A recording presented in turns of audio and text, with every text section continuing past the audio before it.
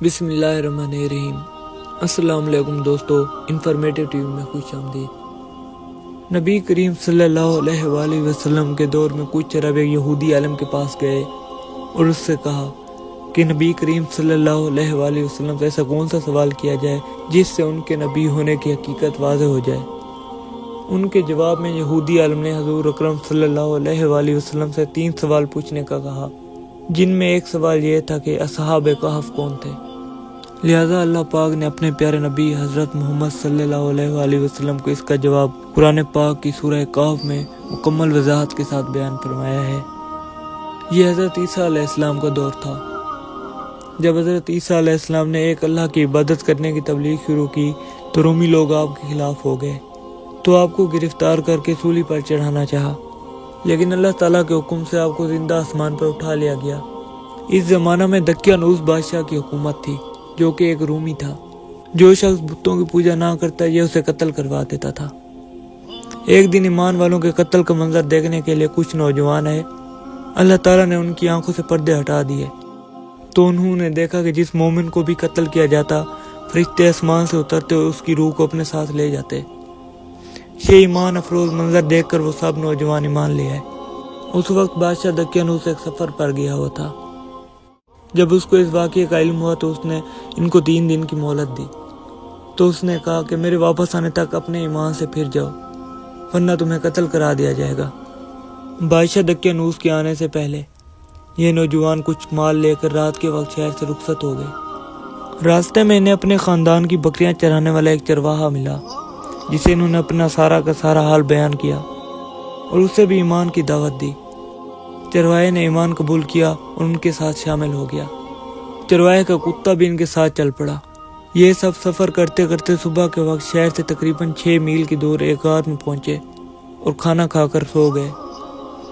یہی وجہ ہے کہ انہیں اصحاب کہف یعنی غار والے کہا جاتا ہے۔ بادشاہ دقیانوس نے ہر جگہ اصحاب کہف کو تلاش کیا۔ جب اسے پتہ چلا کہ یہ ایک غار میں ہے تو اس نے غار کے منہ پر دیوار بنوا دی، تاکہ وہ بھوک اور پیاس کی وجہ سے یہیں انتقال کر جائیں اور یہی غار ان کی قبر بن جائے۔ جس حکومتی ملازم کو یہ کام دیا گیا وہ ایک نیک انسان تھا۔ اس نے اصحاب کہف کے نام، تعداد اور ان کا پورا واقعہ عمدہ قسم کے سیسہ سے بنی تختی پر لکھوا دیا اور اسے تانبے کے ایک صندوق میں بند کر کے دیوار کی بنیادوں میں رکھوا دیا۔ اللہ تعالیٰ نے اصحاب کہف کو تقریباً 309 سال تک مکمل سلائے رکھا۔ اس دوران کسی بھی آواز کے سبب ایک لمحے کے لیے بھی بیدار نہ ہوئے۔ اس عرصے میں کئی بادشاہ آئے اور گئے، یہاں تک کہ ایک نیک دل بادشاہ بیدروس کی حکومت آ گئی۔ اس کے زمانے میں کئی فتنے اٹھے، جن میں سے ایک یہ بھی تھا کہ مرنے کے بعد دوبارہ زندہ ہونے اور قیامت کے آنے کا کچھ لوگ انکار کرنے لگے تھے۔ بیدروس نے یہ حالت دیکھ کر بارگاہ الہی میں فریاد کی کہ اے اللہ، کوئی ایسی نشانی ظاہر فرما جس سے لوگوں کے مرنے کے بعد دوبارہ زندہ ہونے اور قیامت پر یقین آ جائے۔ چنانچہ اللہ تعالیٰ نے بادشاہ کی دعا کو قبول فرمایا اور ایک چرواہے نے اپنی بکریوں کے آرام کے لیے اس غار کو چنا۔ لوگوں کے ساتھ مل کر غار کے منہ پر بنی دیوار کو گرا دیا۔ دیوار کے گرتے ہی لوگوں پر ایسی ہیبت طاری ہوگی کہ سب وہاں سے بھاگ کھڑے ہوئے۔ دیوار کے گرنے کے بعد اصحاب کہف بیدار ہو گئے۔ حالت ایسی تھی کہ جیسے ایک رات سوئے ہوں۔ چہرے تر و تازہ اور کپڑے بالکل صاف ستھرے تھے۔ انہوں نے نماز ادا کی اور اپنے ایک ساتھی یملیخا کو کھانا لانے کے لیے بھیجا۔ یملیخا ایک تندور والے کی دکان پر گئے اور کھانا خریدنے کے لیے دقیانوسی دور کا سکہ دیا۔ صدیوں پرانا سکہ دے کر بازار والے سمجھ گئے کہ ان کے ہاتھ کوئی پرانا خزانہ آ گیا ہے۔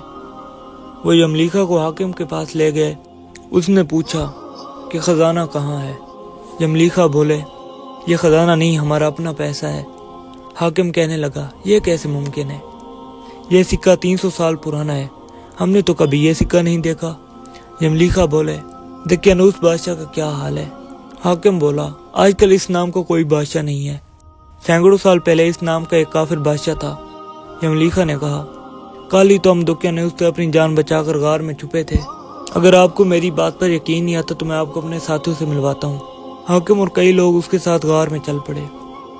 غار میں موجود اصحاب نے جب لوگوں کی آواز سنی تو انہوں نے سمجھ لیا کہ یملیخا پکڑے گئے اور دقیانوسی فوج انہیں بھی پکڑنے آ رہی ہے۔ یملیخا نے غار میں پہنچ کر ساتھیوں کو سارا ماجرا بتایا۔ حاکم نے غار کے کنارے ایک صندوق دیکھا تو اسے کھلوایا۔ اندر سے تختی ملی جس پر اصحاب کہف کا حال لکھا تھا۔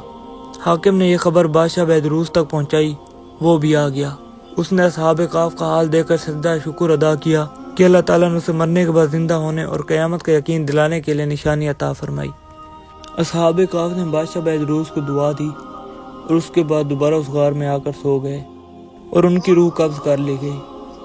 بیدروس نے لکڑی کے صندوق میں ان کے مبارک جسم رکھوائے، غار کے قریب مسجد تعمیر کرنے کا حکم دیا اور لوگوں کے لیے دن مقرر کر دیا کہ ہر سال یہاں پر عید منائی جائے گی۔ ایک قول کے مطابق اصحاب کہف کی تعداد 7 تھی۔